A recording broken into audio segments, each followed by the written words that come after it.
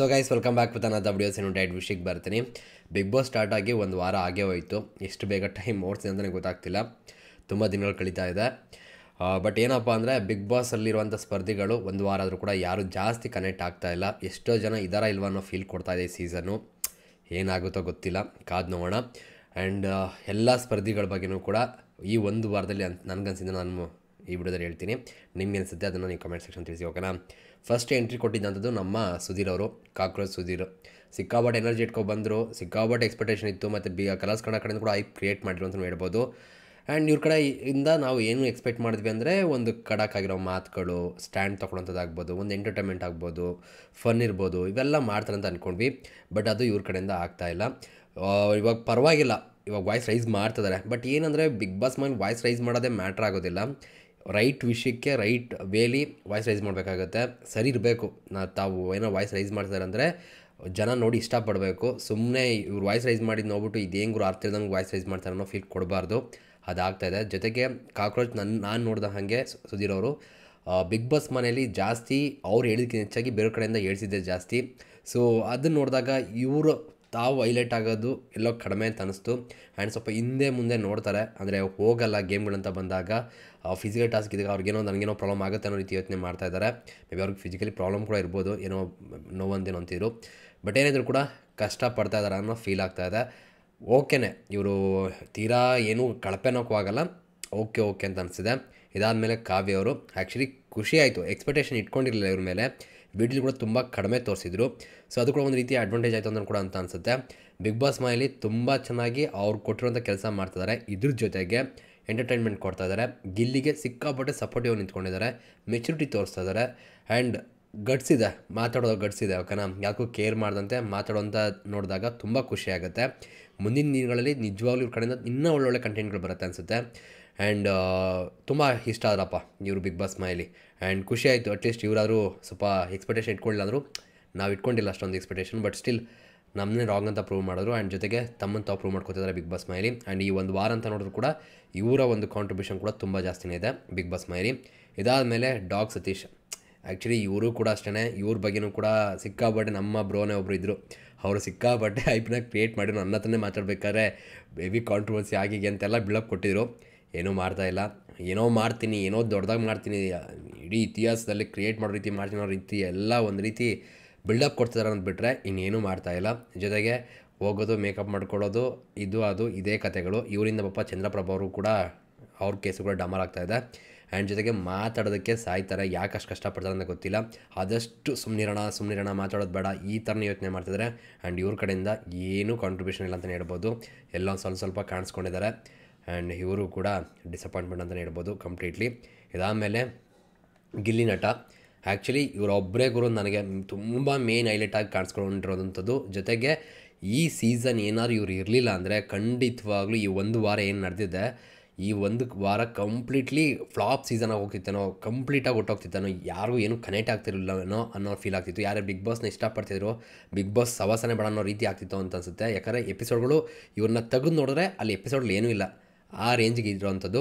ಇವ್ರ ಕಡೆಯಿಂದ ಹೆವಿ ಕಾಂಟ್ರಿಬ್ಯೂಷನ್ನು, ಒನ್ ಲೈನ್ ಪಂಚ್ಗಳು ಕೊಟ್ಟಿರುವಂಥದ್ದು, ಎಂಟರ್ಟೈನ್ಮೆಂಟ್ ಮಾಡಿರುವಂಥದ್ದು, ಮತ್ತು ಕಾವ್ಯರ ಜೊತೆ ಇರುವಂಥ ರೀತಿ ಆಗ್ಬೋದು, ಎಲ್ಲ ಸ್ಪರ್ಧಿಗಳ ಜೊತೆ ಬೆರೆಯುವಂಥ ರೀತಿ ಆಗ್ಬೋದು, ತಮಾಷೆ ಮಾಡಿಕೊಂಡು ಎಂಟರ್ಟೈನ್ಮೆಂಟ್ ಮಾಡ್ತಾ ಎಲ್ಲ ಕೆಲಸಗಳನ್ನು ಮಾಡ್ತಾ ತುಂಬ ಚೆನ್ನಾಗಿ ನಮ್ಮೆಲ್ಲರನ್ನೂ ಕೂಡ ಮನೋರಂಜನೆ ನಮ್ಗೆ ಕೊಟ್ಟಿದ್ದಾರೆ ಅಂತಲೇ ಹೇಳ್ಬೋದು. ಬೆಸ್ಟ್ ಗುರು ಇವರು ಒಬ್ಬರು ಮಾತ್ರ ಬೆಸ್ಟಲ್ಲಿ ಬೆಸ್ಟ್ ಅಂತ ಅನಿಸುತ್ತೆ. ಆ್ಯಂಡ್ ಇನ್ನು ಮುಂದೆ ಇನ್ನೂ ಚೆನ್ನಾಗಿ ಇವ್ರ ಕಡೆಯಿಂದ ನಾವು ನಿರೀಕ್ಷೆ ಇಟ್ಕೋಬೋದು. ಒಳ್ಳೆಯದಾಗಲಿ ಗುರು. ಆ್ಯಂಡ್ ಇದಾದಮೇಲೆ ಜಾನ್ವಿ. ಆ್ಯಕ್ಚುಲಿ ಇವ್ರು ಬಂದಾಗ ನಾನು ಅಂದ್ಕೊಂಡೆ ಓಕೆ, ಇವರು ಮಾತಾಡೋ ರೀತಿ, ಅವ್ರು ಇರೋಂಥ ರೀತಿ ನೋಡಿದಾಗ ಓಕೆ ಸ್ಟ್ರಾಂಗ್ ಕಂಟೆಸ್ಟೆಂಟ್ ಅಂತ ಅನ್ನಿಸ್ತು. ಮಾತಾಡ್ತಾರೆ, ಅದರಲ್ಲೇನು ತೊಂದರೆ ಇಲ್ಲ, ಸ್ವಲ್ಪ ಕಾಣಿಸ್ಕೋತಾರೆ. ಆದರೆ ಎಲ್ಲೂ ಕೂಡ ಇವ್ರ ಕಡೆಯಿಂದ ಜನಕ್ಕೆ ಎಂಟರ್ಟೈನ್ಮೆಂಟ್ ಅನ್ನೋದು ಸಿಗೋಲ್ಲ. ಆ್ಯಂಡ್ ಟಾಸ್ಕ್ಗಳಂತೂ ಇವ್ರು ಹೋಗೋದೂ ಇಲ್ಲ. ಸೊ ಅದು ಇನ್ನೂ ಬೇಜಾರಾಗ್ತಿರೋದು. ಟಾಸ್ಕ್ಗಳಿಗೆ ಏನೋ ಒಂದು ಚಾನ್ಸ್ ಸಿಗಲಿಲ್ಲ ಅಂದರೆ ಬೇರೆ ಕತೆ, ಓಕೆನಾ. ಇವ್ರು ಹೋಗೇ ರೆಡಿ ಇಲ್ಲ. ಸೊ ಅದು ಇನ್ನೂ ಸ್ವಲ್ಪ ಬೇಜಾರಾಯಿತು. ಮತ್ತು ಪಾಸಿಟಿವ್ ನೆಗೆಟಿವ್ ಎರಡು ಕಡೆಯಿಂದ ಕೂಡ ಇವ್ರ ಕಡೆಯಿಂದ ಏನೂ ಇಂಪ್ಯಾಕ್ಟ್ ಇಲ್ಲ ಬಿಗ್ ಬಾಸ್ ಮನೆಯಲ್ಲಿ, ಎಂಟರ್ಟೈನ್ಮೆಂಟು ಇಲ್ಲ. ಸೊ ಇವರು ಕೂಡ ಡಿಸಪಾಯಿಂಟ್ ಮಾಡಿದ್ದಾರೆ ಅಂತಲೇ ಹೇಳ್ಬೋದು.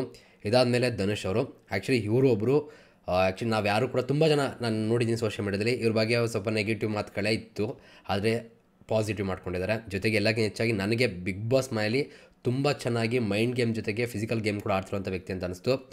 ಟಾಸ್ಕ್ ಕಿಂಗ್ ಅಂತಲೇ ಹೇಳ್ಬೋದು. ಟಾಸ್ಕ್ಗಳಲ್ಲಿ ಸಖತ್ತ ಪರ್ಫಾರ್ಮೆನ್ಸ್ನ ಕೊಡ್ತಾ ಇದ್ದಾರೆ. ಇನ್ನೊಂದು ಸ್ವಲ್ಪ ಎಂಟರ್ಟೈನ್ಮೆಂಟ್ ಕೊಡೋ ಕಡೆ ಗಮನ ಕೊಟ್ಬಿಟ್ರೆ ಇನ್ನೂ ಸಖತ್ತಾಗಿರುತ್ತೆ. ಜೊತೆಗೆ ಆನೆಸ್ಟ್ ಆಗಿದ್ದಾರೆ ಆ್ಯಂಡ್ ತುಂಬ ಕ್ಲಿಯರ್ ಆಗಿದ್ದಾರೆ, ಏನು ಮಾಡಬೇಕು ಏನು ಮಾಡೋಕ್ಕೆ ಬಂದಿದ್ದೀನಿ. ಆ್ಯಂಡ್ ಜೊತೆಗೆ ಸುಳ್ಳು ಹೇಳೋಕ್ಕೆ ಹೋಗಲ್ಲ, ಮೋಸ ಮಾಡೋಕ್ಕೆ ಹೋಗಲ್ಲ, ಆ್ಯಂಡ್ ಯಾರನ್ನೂ ಮಿಚ್ಚೋಕ್ಕೆ ಹೋಗಲ್ಲ. ತುಂಬ ಇಷ್ಟ ಆಗ್ತಿದ್ದಾರೆ. ನಿಜವಾಗ್ಲೂ ಅವ್ರಿಗಿದ್ದಂಥ ಒಂದು ಇಮೇಜ್ನ ತುಂಬ ಒಳ್ಳೆ ರೀತಿ ಪಾಸಿಟಿವ್ ಆಗಿ ಕನ್ವರ್ಟ್ ಮಾಡ್ಕೋತಿದ್ದಾರೆ. ಖುಷಿ ಆಯ್ತು ಗುರು. ನಿಜವಾಗ್ಲೂ ಧನುಷ್ ಗೌಡ ಬಿಗ್ಗೆಸ್ಟ್ ಪಾಸಿಟಿವ್ ಅಂತಲೇ ಹೇಳ್ಬೋದು ಬಿಗ್ ಬಾಸ್ಗೆ. ಇನ್ನು ಮುಂದೆ ಎಂಟರ್ಟೈನ್ಮೆಂಟ್ ಅನ್ನೋದು ಒಂದು ಆ್ಯಡ್ ಮಾಡ್ಕೊಬಿಟ್ರೆ ನಮಗಂತೂ ಸಖತ್ತಾಗಿರುತ್ತೆ. ಟಾಸ್ಕ್ಗಳಂತೂ ಯಾರೂ ಮಾತಾಡೋಂಗಿಲ್ಲ, ಇವರೇ ನಂಬರ್ 1 ಅಂತ ಕೂಡ ಇವಾಗ ಸದ್ಯಕ್ಕೆ ಹೇಳ್ಬೋದು. ನೋಡೋ ಮುಂದಿನ ದಿನಗಳು ಇನ್ನೂ ಜಾಸ್ತಿ ಆಗ್ಬೋದು. ಇದಾದಮೇಲೆ ಚಂದ್ರಪ್ರಭಾ ಅವರು. ಆ್ಯಕ್ಚುಲಿ ಇವ್ರ ಬಗ್ಗೆ ನನಗೆ ಪಾಸಿಟಿವ್ ಒಪಿನಿಯನ್ ಇದೆ. ರೀಸನ್ ಏನಂದರೆ ಅವ್ರಿಗೆ ಸಿಕ್ಕಂಥ ಟೈಮಲ್ಲಿ ಅವ್ರು ಮಾತಾಡಿದಂಥ ಮಾತುಗಳು ನೋಡಿದಾಗ ಇವ್ರ ತಪ್ಪಿಗಿಂತ ಇವ್ರ ಜೊತೆ ಇರುವಂತಹ ಜಂಟಿ ಇದ್ದಾರಲ್ಲಪ್ಪ ಸತೀಶ್, ಅವರಿಂದ ಸ್ವಲ್ಪ ಪ್ರಾಬ್ಲಮ್ ಆಗಿದೆ. ಅದರಿಂದ ಇವ್ರು ಕಾಣಿಸ್ಕೊತೀರ ಅನ್ನೋದು ಬಿಟ್ಟರೆ ಎಂಟರ್ಟೈನ್ಮೆಂಟ್ ಮಾಡಿದ್ದಾರೆ. ಇವರು ಕೂಡ ಮಾತಾಡೋದು ತುಂಬ ಚೆನ್ನಾಗಿದೆ, ಕಾನ್ಫಿಡೆನ್ಸ್ ಲೆವೆಲ್ ತುಂಬ ಚೆನ್ನಾಗಿದೆ, ಕ್ಲಾರಿಟಿ ಇದೆ, ಕೌಂಟರ್ ಡೈಲಾಗ್ಗಳು ಚೆನ್ನಾಗಿ ಕೊಡ್ತಾರೆ. ಸೊ ಇದೆಲ್ಲ ನೋಡಿದಾಗ ನಿಜವಾಗ್ಲೂ ಒಳ್ಳೆ ಕಂಟೆಸ್ಟೆಂಟ್ ಅಂತ ಅನಿಸುತ್ತೆ. ಬಟ್ ಇವ್ರ ಕಡೆಯಿಂದ ಹೆಚ್ಚಿಗೆ ಒಂದು ಕಾಂಟ್ರಿಬ್ಯೂಷನ್ ಬೇಕು, ಎಂಟರ್ಟೈನ್ಮೆಂಟ್ ಸಿಗಬೇಕು ನಮಗೆ. ಯಾಕಂದರೆ ಇವರು ಅದೇ ಕ್ಯಾಟಗರಿಲಿ ಬರ್ತಾರೆ. ಸೊ ಕಾಮಿಡಿ ಮಾಡೋದಕ್ಕೆ ನಗ್ಸೋ ಕ್ಯಾಟಗರಿಲೇ. ಸೊ ಆದಷ್ಟು ಬೇಗ ಈ ಜಂಟಿ ಕತೆ ಮುಗಿದ್ಬಿಟ್ಟು ಇವರು ಒಂಟಿಯಾಗಿ ಬಂದು ಸಖತ್ತ ನಮಗೆ ಎಂಟರ್ಟೈನ್ಮೆಂಟ್ ಕೊಟ್ಟರೆ ಸಾಕು ಅಂತ ಅನಿಸಿದೆ. ಇವ್ರ ಕಡೆಯಿಂದ ಎಕ್ಸ್ಪೆಕ್ಟೇಷನ್ ಇಟ್ಕೋಬೋದು. ಇವ್ರೇನು ಡಿಸಪಾಯಿಂಟ್ ಅಂತಲ್ಲ, ಬಟ್ ಓಕೆ ಮುಂದಿನ ದಿನಗಳಲ್ಲಿ ನೋಡ್ಬೋದು. ಒಂದು ರೀಸನ್ಗಳಿದೆ, ಹೋಗ್ಲಿ ಬಿಡೋ ಅನ್ನೋ ರೀತಿ. ಓಕೆನಾ. ಇದಾದಮೇಲೆ ಮಂಜು ಅಕ್ಕ. ಆ್ಯಕ್ಚುಲಿ ತುಂಬ ಒಳ್ಳೆ ವ್ಯಕ್ತಿ. ಓಕೆನಾ. ಇವ್ರು ಬಂದಾಗ ಸ್ವಲ್ಪ ನಂಗೆ ಪಾಸಿಟಿವ್ ಒಪಿನಿಯನ್ ಅಂದರೆ ಪಾಸಿಟಿವ್ ಫೀಲ್ ಆಗಲಿಲ್ಲ. ಬಟ್ ಅದಾದಮೇಲೆ ಎಪಿಸೋಡ್ ನೋಡ್ತಾ ತುಂಬ ಒಳ್ಳೆಯವರು ಅಂತ ಅನ್ನಿಸ್ತರು. ತುಂಬ ಒಳ್ಳೆ ರೀತಿ ಇದ್ದಾರೆ. ಎಲ್ಲರ ಜೊತೆ ಕೂಡ ಮಾತಾಡೋ ರೀತಿ ತುಂಬ ಚೆನ್ನಾಗಿದೆ, ರೆಸ್ಪೆಕ್ಟ್ ತುಂಬ ಚೆನ್ನಾಗಿ ಇಟ್ಟಿದ್ದಾರೆ. ಬೇರೆಯವ್ರು ಕೂಡ ಇವ್ರಿಗೆ ರೆಸ್ಪೆಕ್ಟ್ ಕೊಡ್ತಾರೆ, ಮನೆ ಕ್ಲೀನಾಗಿ ಇಟ್ಕೊಂಡಿದ್ದಾರೆ, ಕೆಲಸಗಳು ಮಾಡ್ತಾಯಿರ್ತಾರೆ, ಎಲ್ಲ ಚೆನ್ನಾಗಿದೆ. ಆದರೆ ಕಾಂಟ್ರಿಬ್ಯೂಷನ್ ಅಂತ ಬಂದಾಗ ಏನು ಮಾಡ್ತಿದ್ದಾರೆ ಅನ್ನೋದು ಗೊತ್ತಾಗ್ತಿಲ್ಲ. ಹೈಲೈಟ್ ಆಗೋ ರೀತಿ ಅಥವಾ ಎಪಿಸೋಡಲ್ಲಿ ಅವರೇ ಕಾಣಿಸ್ಕೊಂಡ್ರೂ ಕೂಡ ಏನೋ ಅವ್ರ ಮೇಲೆ ಜಾಸ್ತಿ ಏನೋ ಮಾಡಿದ್ರಪ್ಪ ಅನ್ನೋ ರೀತಿ ಫೀಲ್ ಸಿಗ್ತಾಯಿಲ್ಲ. ಬಟ್ ಏನಂದರೆ ಡಿಸಪಾಯಿಂಟ್ ಅಂತ ಹೇಳೋಕ್ಕಾಗಲ್ಲ, ಬಟ್ ಕಾಣಿಸ್ಕೋತಾ ಇಲ್ಲ, ಓಕೆ ಅನ್ನೋ ಫೀಲೇ ಇರುವಂಥದ್ದು. ಇವ್ರ ಕಡೆಯಿಂದ ಯಾವ ರೀತಿ ಎಂಟರ್ಟೈನ್ಮೆಂಟ್ನ ಎಕ್ಸ್ಪೆಕ್ಟ್ ಮಾಡಬೇಕು ಅಂದ್ರೆ ಗೊತ್ತಾಗ್ತಿಲ್ಲ. ಜಗಳ ಅಂತೂ ಆಡಲ್ಲ, ಅದು ಓಕೆ, ಜಗಳ ಆಡಲೇಬೇಕು ಅಂತಲೂ ಅಲ್ಲ. ಬಟ್ ಏನಂದರೆ ಒಂದು ಏನಾದ್ರು ಕಲಾವಿದರಾಗಿರೋದ್ರಿಂದ ಏನಾದ್ರು ಎಂಟರ್ಟೈನ್ಮೆಂಟ್ ಮಾಡಿದ್ರೆ ಚೆನ್ನಾಗಿರುತ್ತಿತ್ತೇನೋ ನ್ಯಾಚುರಲ್ ಆಗಿ. ಈಗ ಗಿಲ್ಲಿಯವ್ರು ಮಾಡ್ತಿದ್ದಲ್ಲ ಆ ರೀತಿ ಇದ್ದರೆ ನಮಗೂ ಸಖತ್ತಾಗಿ ಇಷ್ಟ ಆಗ್ತಾಯಿತ್ತು ಅಂತ ಅನಿಸುತ್ತೆ. ನೋಡುವ. ಇದಾದಮೇಲೆ ರಾಶಿಕಾ ಶೆಟ್ಟಿ. ಆ್ಯಕ್ಚುಲಿ ಇವ್ರ ಬಗ್ಗೆನೂ ಅಷ್ಟೇ ಒಂದು ಪಾಸಿಟಿವ್ ಒಪಿನಿಯನ್ ಇತ್ತು ಬಂದಾಗ. ಸೊ ಇವರು ಪಕ್ಕ ಸಖತ್ತಾಗಿ ಆಟ ಆಡ್ತಾರೆ, ಇವ್ರ ಕಡೆಯಿಂದ ಸಖತ್ತಾಗಿರುತ್ತೆ ಅಂತ ಅಂದ್ಕೊಂಡೆ. ಬಟ್ ಎಲ್ಲೋ ಒಂದು ಕಡೆ ಇವರು ಕೂಡ ಕೆಲಸ ಬಿಟ್ಟರೆ ಎಲ್ಲೂ ಕಾಣಿಸ್ಕೊಳ್ಳೋದೆಲ್ಲ ಜಾಸ್ತಿ ಏನಂತ ಹೈಲೈಟ್ ಆಗೋ ರೀತಿ ಎಂಟರ್ಟೈನ್ಮೆಂಟ್ ಕೊಡೋಂಥದ್ದು ಅಥವಾ ಅವರು ಸ್ಕ್ರೀನ್ ಸ್ಪೇಸಲ್ಲಿ ಸಿಕ್ಕಂಥದ್ರಲ್ಲಿ ಇಂಪ್ಯಾಕ್ಟ್ ಮಾಡೋ ರೀತಿ ಏನೂ ಕೂಡ ಸಿಗ್ತಾಯಿಲ್ಲ. ಸೊ ಇವರು ಕೂಡ ಒಂದು ರೀತಿ ಓಕೆ ಅನ್ನೋ ರೀತಿಯೇ. ಏನೂ ಮಾಡೋಕ್ಕಾಗಲ್ಲಪ್ಪ, ಈ ಸೀಸನ್ ಆ ಥರನೇ ಓಕೆ ಅನ್ನೋರು ಜಾಸ್ತಿ ಇದ್ದಾರೆ. ಡಿಸಪಾಯಿಂಟ್ಮೆಂಟ್ ಕೊಟ್ಟಿರೋರು ಜಾಸ್ತಿನೇ ಇದ್ದಾರೆ ಹೊರತು ಕಡಿಮೆ ಅಂತೂ ಇಲ್ಲ. ಎಲ್ಲೋ ಒಂದು ಕಡೆ ಸಖತ್ತಾಗಿ ಆಟ ಆಡಿರೋ ತುಂಬ ಕಡಿಮೆ. ರಾಶಿಕಾ ಶೆಟ್ಟಿಯವ್ರ ಬಗ್ಗೆ ಹೇಳೋಕ್ಕೂ ಕೂಡ ನಮ್ಗೆ ಇಡೀ ಕಂಪ್ಲೀಟ್ ವಾರದಲ್ಲಿ ಕೂಡ ಜಾಸ್ತಿ ಸಿಗೋದಿಲ್ಲ ಆ ಥರ. ಇದಾದಮೇಲೆ ಅಭಿಷೇಕು, ಸೇಮ್ ಅದೇ ಕ್ಯಾಟಗರಿ. ಆ್ಯಕ್ಚುಲಿ ನನ್ನ ಪ್ರಕಾರ ಬಿಗ್ ಬಾಸ್ ಮನೆಗೆ ಕಂಟೆಸ್ಟೆಂಟ್ ಬರ್ತಾರೆ ಅಂತ ಬಂದಾಗ ಅದು ಎಂಟ್ರಿ ಆದ್ರಲ್ಲ ಆ ಟೈಮಲ್ಲಿ ಅಭಿಷೇಕಿಗೆ ತುಂಬ ಒಳ್ಳೆ ಸಪೋರ್ಟ್ ಇತ್ತು, ಒಳ್ಳೆ ಒಪಿನಿಯನ್ ಇತ್ತು. ಅದನ್ನು ಅವರೇ ಆ್ಯಡ್ ಮಾಡ್ಕೊತಿದ್ದಾರೆ. ಅಂದರೆ ಕೆಲವೊಬ್ಬರಿಗೆ ಹೆಣ್ಮಕ್ಳ ಜೊತೆ ಫ್ಲರ್ಟ್ ಮಾಡೋದೆಲ್ಲ ಇಷ್ಟ ಆಗಲ್ಲ ನೋಡೋರಿಗೆ, ಕೆಲವೊಬ್ರಿಗೆ ಇಷ್ಟ ಆಗುತ್ತೆ, ಕೆಲವೊಬ್ರು ಅಕ್ಸೆಪ್ಟ್ ಕೂಡ ಮಾಡ್ತಾರೆ. ನಂಗೆ ಅದು ಪ್ರಾಬ್ಲಮ್ ಅಲ್ಲ, ಓಕೆನಾ. ಆದರೆ ಅದನ್ನು ಬಿಟ್ಟು ಇವ್ರ ಕಡೆಯಿಂದ ಇನ್ನೂ ಬೆಟರಾಗಿ ಆಟಗಳನ್ನ ನೋಡಬೇಕಾಗಿತ್ತು ಅಂತ ಅನಿಸ್ತು. ಮಾತುಗಳು ಕೂಡ ಅಷ್ಟೇ.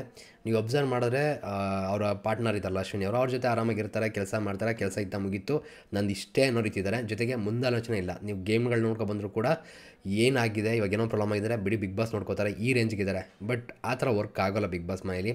ಜೊತೆಗೆ ಇವಾಗ ಆಲ್ರೆಡಿ ಅರ್ಥ ಆಗ್ತಿದೆ ಅಶ್ವಿನಿ ಅವ್ರಿಗೆ, ಇವ್ರಿಗೆ ಯಾವಾಗ ಅರ್ಥ ಆಗುತ್ತೆ ಗೊತ್ತಿಲ್ಲ. ವಾಯ್ಸ್ ರೈಸ್ ಮಾಡ್ತಾ ಇದ್ದಾರೆ. ಬಟ್ ಏನಂದರೆ ಅಲ್ಲೂ ಕೂಡ ವಾಯ್ಸ್ ರೈಸ್ ಮಾಡೋ ಅವಶ್ಯಕತೆ ಇರುತ್ತೆ ಅನ್ನೋ ಕೂಡ ಪ್ರಶ್ನೆ ಬರುತ್ತೆ. ಸುಮ್ಮನೆ ವಾಯ್ಸ್ ರೈಸ್ ಮಾಡೋದು ಕೂಡ ತಪ್ಪಾಗುತ್ತೆ. ಒಟ್ಟಿನಲ್ಲಿ ತುಂಬ ಎಕ್ಸ್ಪೆಕ್ಟೇಷನ್ ಇದೆ. ಚಾನ್ಸ್ ಸಿಗುತ್ತೆ ಇವ್ರಿಗೆ ಖಂಡಿತವಾಗ್ಲೂ, ಯೂಸ್ ಮಾಡ್ಕೊಬಿಟ್ರೆ ಚೆಂದ. ಯಾಕಂದರೆ ಕೆಪಾಸಿಟಿ ಇದೆ, ಓಕೆನಾ. ಒಳ್ಳೆ ಕಂಟೆಸ್ಟೆಂಟ್ ಆಗುವಂತಹ ಲಕ್ಷಣಗಳಿದೆ. ಬಟ್ ಯಾವ ರೀತಿ ಯೂಸ್ ಮಾಡ್ಕೋತಾರೆ ಅಂತ ಕಾದು ನೋಡೋಣ.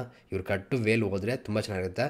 ಫ್ಲರ್ಟ್ ಮಾಡ್ಕೊಂಡೇ ಇರ್ತೀನಿ ಅನ್ನೋದಾದರೆ ಜನ ಕಡೆಯಿಂದ ಸ್ವಲ್ಪ ನೆಗೆಟಿವ್ನೇ ಜಾಸ್ತಿ ಆಗುತ್ತೆ ಅಂತ ಅನಿಸುತ್ತೆ. ನೋಡೋಣ. ಬಟ್ ಏನಂದರೆ ಎಕ್ಸ್ಪೆಕ್ಟೇಷನ್ ಅಂತ ಇವ್ರ ಕಡೆಯಿಂದ ಇದೆ.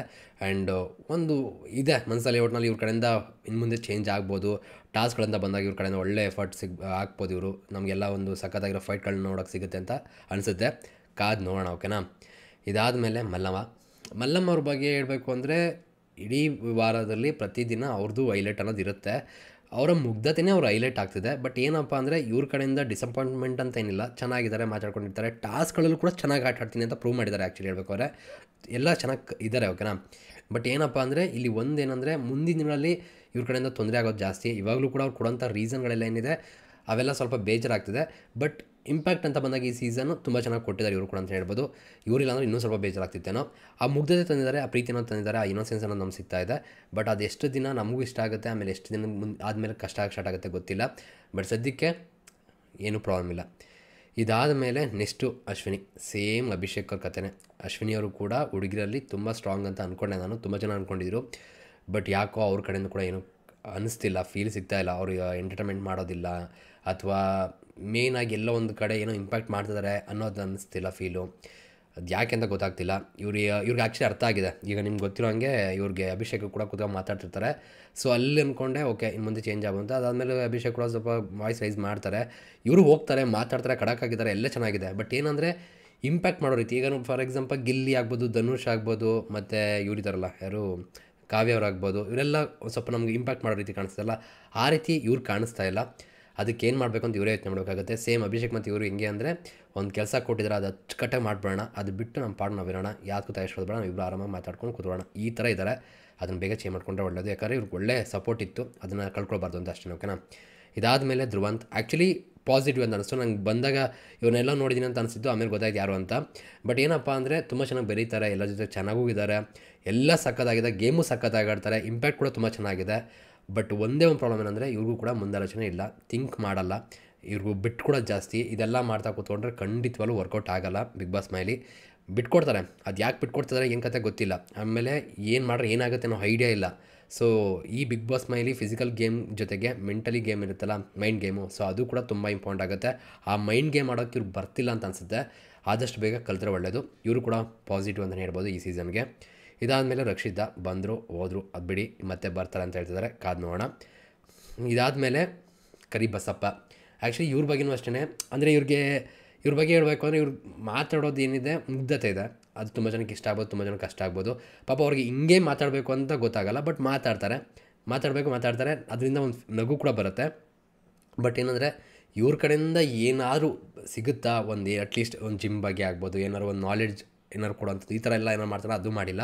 ಜೊತೆಗೆ ಹೈಲೈಟ್ ಆಗೋ ರೀತಿ ಕೂಡ ಕಾಣಿಸ್ಕೊಂಡಿಲ್ಲ. ಕೆಲವೊಂದು ಕಡೆ ಇವ್ರ ಮಾತಿಂದ ಚೆನ್ನಾಗಿದೆ ಅಂತಲೂ ಕೂಡ ಫೀಲ್ ಆಯಿತು. ಬಟ್ ಆದರೂ ಕೂಡ ಬಿಗ್ ಬಾಸ್ಗೆ ಒಂದು ಎಕ್ಸ್ಟ್ರಾ ಅಡಿಷ್ನಲಾಗಿ ಏನೂ ತರ್ತಿಲ್ಲ ಇವರು ಅಂತ ಅನಿಸುತ್ತೆ. ಸೊ ಆಗಿರೋ ಒಂದು ರೀತಿ ಡಿಸಪಾಯಿಂಟ್ ಅಂತಲೇ ಹೇಳ್ಬೋದು. ಇದಾದಮೇಲೆ ಮಾಳುವಣ್ಣ. ಆ್ಯಕ್ಚುಲಿ ಮಾಳುವಣ್ಣ ಲೈಕ್ ಏನಂತಾರೆ, ಬಂದಾಗಲಿಂದ ಕೂಡ ನನ್ನ ಪ್ರಕಾರ ತುಂಬ ಒಳ್ಳೆ ಕಂಟೆಸ್ಟೆಂಟ್ ಅಂತ ಅಂದ್ಕೊಂಡೆ. ಬಿಕಾಸ್ ಟ್ಯಾಲೆಂಟ್ ಇರುವಂಥ ವ್ಯಕ್ತಿ, ಸಾಂಗ್ಗಳು ಆಡಿದ್ದಾರೆ, ಎಂಟರ್ಟೈನ್ಮೆಂಟ್ ಮಾಡಿದ್ದಾರೆ, ಎಲ್ಲ ಚೆನ್ನಾಗಿದೆ. ಬಟ್ ಮಧ್ಯದಲ್ಲಿ ತುಂಬ ಸೈಲೆಂಟ್ ಆದರೂ, ಅದು ಯಾಕೆ ನಂಗಂತೂ ಅರ್ಥ ಆಗಿಲ್ಲ. ಅವ್ರು ಏನೇನೋ ಅಂದ್ಕೊಂಡು ಸೈಲೆಂಟ್ ಆಗಿ ಹೋಗಿದ್ರು.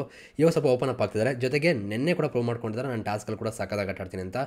ಎನರ್ಜಿ ಇದೆ, ಸಖತ್ತಾಗಿ ಗೇಮ್ ಕೂಡ ಆಡ್ತಾರೆ, ಫಿಸಿಕಲಿ ಅಂತ ಬಂದಾಗ ಸಖತ್ತಾಗಿ ಆಟ ಆಡ್ತಾರೆ ಅಂತ ಅನಿಸುತ್ತೆ.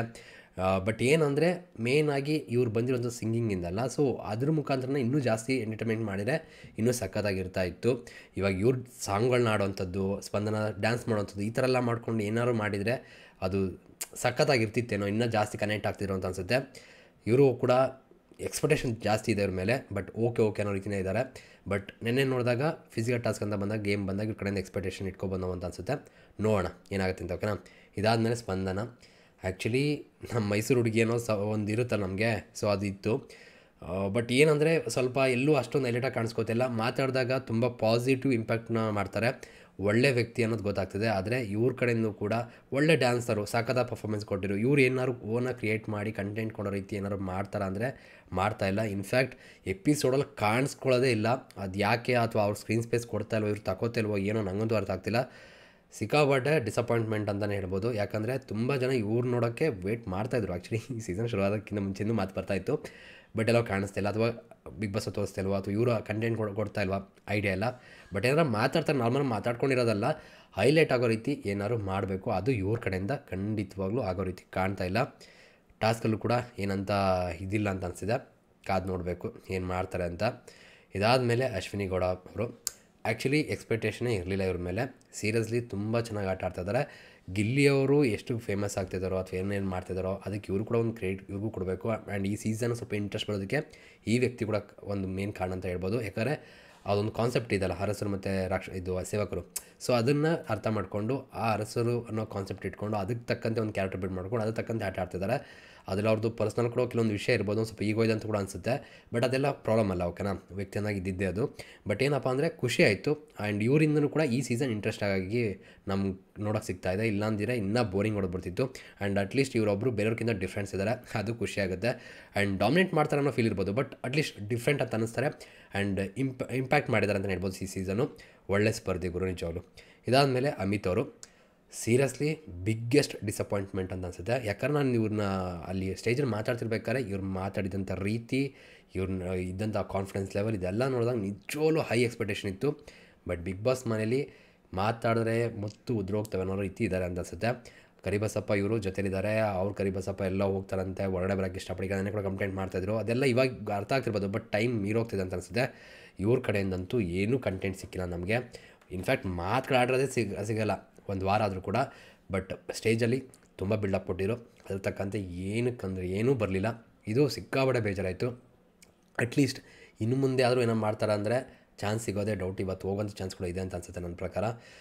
ಏನು ಮಾಡ್ತಾರೋ ಗೊತ್ತಿಲ್ಲ. ಬಟ್ ಇವರು ಕೂಡ ಹೆವಿ ಬಿಲ್ಡಪ್ ಕೊಟ್ಕೊ ಬಂದಮೇಲೆ ಅದೇ ರೀತಿ ಅಲ್ಲಿ ಏನು ಮಾತಾಡಿದ್ರು ಅದೇ ರೀತಿ ಬಿಗ್ ಬಾಸ್ ಮೇಲೆ ಇದ್ದುಬಿಟ್ಟಿದ್ರೆ ನಿಜವಾಗ್ಲೂ ಫೇವ್ರೇಟ್ ಆಗ್ತಿರೋ ಅಂತ ಅನಿಸುತ್ತೆ ಎಲ್ಲರಿಗೂ ಕೂಡ. ಅದೇನೋ ಅಲ್ಲಿ ಮಾತಾಡೋದೊಂದು, ಇಲ್ಲಿರೋದೇ ಒಂದು, ಏನು ಮಾಡೋಕ್ಕಾಗಲ್ಲ. ಬಟ್ ಇವ್ರನ್ನ ನಾನು ಆ್ಯಕ್ಚುಲಿ ತುಂಬ ದಿನ ಇರಬೇಕು ಅಂತ ಅಂದ್ಕೊಂಡಿದ್ದೆ, ಬಟ್ ಅದು ಆಗಲ್ಲ ಅಂತ ಅನಿಸುತ್ತೆ. ನೋಡುವ ಏನಾಗುತ್ತೆ ಹಿಂಗತೆ ಅಂತ. ಇದಿಷ್ಟು ಈ ಸ್ಪರ್ಧೆಗಳಲ್ಲಿ ಒಂದು ವಾರದ ಬಗ್ಗೆ ನನಗೆ ಅನಿಸಿಕೆ, ನನ್ನ ಮಾತು. ಇಷ್ಟು ಜನದಲ್ಲಿ ನನಗೆ ಗಿಲ್ಲಿ ನಟ ಆಗ್ಬೋದು, ಧನುಷರಾಗ್ಬೋದು, ಭವ್ಯ ಇವರು ಯಾರು ಕಾವ್ಯವರಾಗ್ಬೋದು, ಇದಾದಮೇಲೆ ಅಶ್ವಿನ್ ಮೇಡಮ್ ಆಗ್ಬೋದು, ತುಂಬ ಇಂಪ್ಯಾಕ್ಟ್ ಮಾಡಿದ್ದಾರೆ. ಮಲ್ಲಮ್ಮ ಅವ್ರು ಕೂಡ ಆಗ್ಬೋದು, ಮಾಡೋಣ ಓಕೆನೆ. ಧ್ರುವಂತೂ ಚೆನ್ನಾಗಿ ಇಂಪ್ಯಾಕ್ಟ್ ಮಾಡಿದ್ದಾರೆ.